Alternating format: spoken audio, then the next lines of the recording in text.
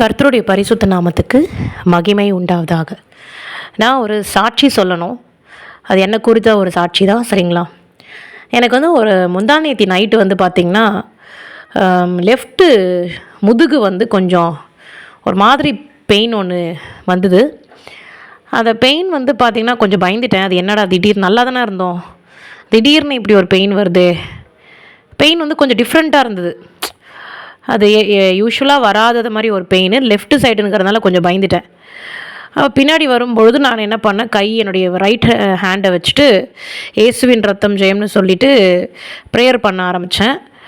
அதுக்கப்புறம் ஆண்டவருடைய வார்த்தை என்னென்னா, உனக்கு ஒன்றும் ஆகாதுன்னு சொன்னாருங்க. இது போல் நிறைய நடந்திருக்கேன் சரீரத்தில். பார்த்திங்கன்னா கிட்டத்தட்ட ஒன்றும் ஆகாது அப்படின்னு சொல்லிட்டாருன்னா அதுக்கு மேலே ஒன்றுமே ஆகாது. ஒரு கொஞ்ச நேரத்துக்குலாம் அந்த வலி நல்லா சப்ரஸ் ஆகிடுச்சு, நல்லா போயிடுச்சு. அந்த வலி இருக்கிற இடமே தெரியாமல் போயிடுச்சு. அது முதுகு மட்டும் கிடையாது, லெஃப்ட்டு முதுகுலேருந்து லெஃப்ட்டு ஷோல்டரும் லைட்டாக ஒரு பெயின் ஒன்று இனிஷியேட் ஆச்சு. அது எதுனாலன்னு இப்போ வரைக்கும் தெரியல. இருந்தாலும் ஆண்டவர் எனக்கு ஒன்றும் ஆகாதுன்னு ஒரு வார்த்தையை கொடுத்தாரு. அதே போல் ஒன்றுமே ஆகலை. நான் ஐம் ஆல் ரைட். எனக்கு ஒரு பிரச்சனையுமே கிடையாது, சரிங்களா? இதை நான் சாட்சியாக தெரிவிக்கணும். பார்த்திங்கன்னா தேவ வார்த்தை, அவர் கொடுக்குற வார்த்தை தான் என்னை வாழ வைக்குதுன்னு நான் சொல்ல முடியும். நான் நிறைய டெஸ்டிமோனிஸ் போட்டிருக்கேன். 5 வருஷமாக அந்த ஐப்ரோக்கு நடுவில் ஒரு சின்னதாக ஒரு துடிக்கிற மாதிரி ஒரு எஃபெக்ட் கொடுத்துட்டே இருந்தது. இதை நான் ஏற்கனவே ஒரு சாட்சியில் சொல்லியிருப்பேன், இருந்தாலும் இப்போ ஞாபகம் வரதுனால சொல்கிறேன். அது பார்த்திங்கன்னா ஆண்டவர் சொல்லிகிட்டே இருந்தார், சரியாயிடும். இப்போ நினச்சா அந்த ஐப்ரோ பக்கத்தில் துடிக்கிறதுங்கிறது என்னன்னே எனக்கு இப்போ தெரியாது. அந்த அளவுக்கு அதை மறந்து போயாச்சு. அந்த துடிக்கிறதுங்கிறதே ஸ்டாப் ஆகிப்போச்சு. அப்போ ஆண்டருடைய வார்த்தை, அந்த ப்ரொஃபட்டிக்கல் டெலிவரன்ஸ்னு ஒன்று இருக்குங்க. அவருடைய தீர்க்க தரிசன விடுதலை அப்படின்னு சொல்லி, அந்த தீர்க்க தரிசன விடுதலை தான் என்னுடைய வாழ்க்கையில் நிறைவேறுது. அதே போல் நான் யாருக்காவது ஜெபிக்கும் பொழுது கர்த்தர் வார்த்தையை கொடுத்துருக்கிறாருன்னா சரியாயிடும்னு சொன்னார்னா அது சரியாயிடுங்க. இது போல் தான் ஆண்டவர் நடத்தி கொண்டிருக்கிறார். நேற்று தினத்தில் கூட ஒரு பிரதருக்காக ப்ரேயர் பண்ணும்பொழுது அவங்களுக்கு கால் எடுத்து வைக்கவே முடியல. நல்ல ஒரு பெயின், நல்ல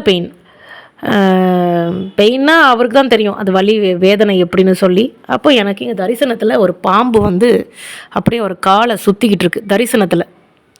நம்ம ஃபோனில் தான் ப்ரேயர் பண்ணுறோம், சரிங்களா? இப்போ ஆண்டவர் இப்படியாக காட்டுறார்.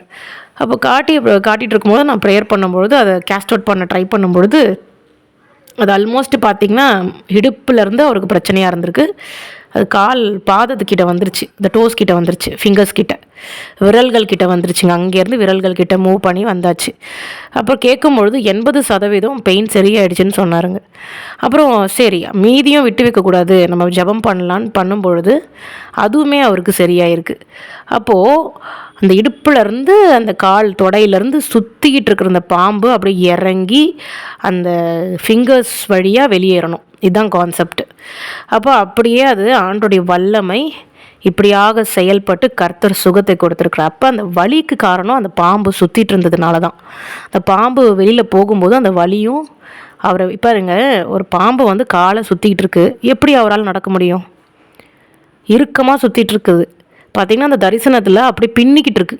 அப்படி 1% கூட அவரை மூவ் பண்ண விடாத மாதிரி அப்படியே வெல்டிங் மாதிரி இருக்குது. அப்போ அது ரிலீஸ் பண்ணால் தேவனாகிய கர்த்தர் அவர் தான் அதை ரிலீஸ் பண்ண முடியும். ஏன்னா அவருடைய அத்தாரிட்டி தான் நம்ம யூஸ் பண்ண முடியும். அப்போ அவருடைய அத்தாரிட்டி, நமக்கு ஒரு அத்தாரிட்டி கொடுத்துருக்குறாரு அப்படின்னாலும் அவர் நம்ம இருக்கிற இடத்துல அவரை வரவேற்கணும். அவர் வந்ததுக்கப்புறமா அந்த காரியத்தை செய்வார். அப்படி பண்ணும்பொழுது தான் அவருக்கு அந்த வலி சரியாயிருக்கு. அப்போ இதெல்லாம் பார்த்திங்கன்னா ஆண்டவருடைய வல்லமை செயல்படுகிறது. அவருடைய வல்லமை இல்லாமல் நம்மளால் ஒன்றுமே பண்ண முடியாது. இப்படியாக அவருக்கு அந்த கால் வலியை சரி பண்ணியிருக்கிறாரு. இது போல் நிறைய சாட்சிகள் இருக்குங்க, ஒவ்வொன்றா சொல்லிகிட்டே போகலாம். இதெல்லாம் எதுக்கு நான் சொல்கிறேன்னா, தேவனுக்கு பயந்து அவர் நமக்கு எல்லாம் போதுமானவராக இருக்கிறார்னு அவரை விசுவாசிக்கும் பொழுது நமக்கு அதிசயங்களும் அற்புதங்களும் நடக்கும். நம்ம எந்த அளவுக்கு அசட்டை பண்ணுறோமோ அந்த அளவுக்கு ஆண்டவரும் நம்மளை அசட்டை பண்ணிட்டு போயிட்டே இருப்பாருங்க. நீங்கள் சும்மா மன்னிக்கிற தேவன் அப்படின்னு சொல்லி ஒரு அட்வான்டேஜ் ஆண்டவர்கிட்ட நிறைய பேர் எடுத்துக்கிறாங்க. ஆண்டவருக்கு எல்லாம் தெரியும் அப்படின்னு அட்வான்டேஜ் எடுத்துகிட்டு நம்ம தான் அவருக்கு கீழ்ப்படிஞ்சு அவருடைய பாதையில் போனோமே தவிர, மக்கள் எல்லாம் என்ன ட்ரை பண்ணுறாங்கன்னா, இவங்க ராணி மாதிரி ராஜா மாதிரி உட்காந்துட்டு ஆண்டரை நம்மக்கிட்ட வர வைக்க ட்ரை பண்ணுறாங்க. புரியுதுங்களா?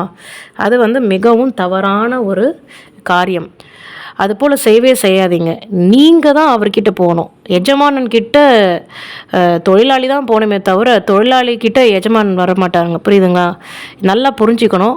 இது போல் நீங்கள் செயல்படும் பொழுது நமக்கு இருக்கிற வியாதிகள் மட்டும் கிடையாது, எல்லாமே ஆண்டவர் சரி பண்ண வல்லவராக இருக்கிறார். எதுக்கு ஜபம், எதுக்கு இது, எதுக்கு அது, இதெல்லாம் கேள்வி கேட்டுட்டு இருந்தோம் நம்ம முட்டாளாக மாறிடுவோங்க. நம்ம கேள்வி கேட்டால் நம்ம முட்டாளாக மாறிடுவோம். 1000 அறிவு இருக்கலாம் உங்களுக்கு, உலக பிரகாரமான வேலைகளுக்கு ஆண்டவர் அறிவு கொடுத்துருக்கலாம். ஆனால் கர்த்தரை அறிகிறதே அறிவு. கர்த்தரை பற்றி அறிகிற அறிவு தான் சிறந்த அறிவு. அப்போ அந்த அறிவை பெற்றுக்கொள்ளுங்க. கர்த்தர் உங்களோடு கூட இருக்கிறார். ஹல்லேலூயா. இயேசுவின் ரத்தம் ஜெயம். ஹல்லேலூயா.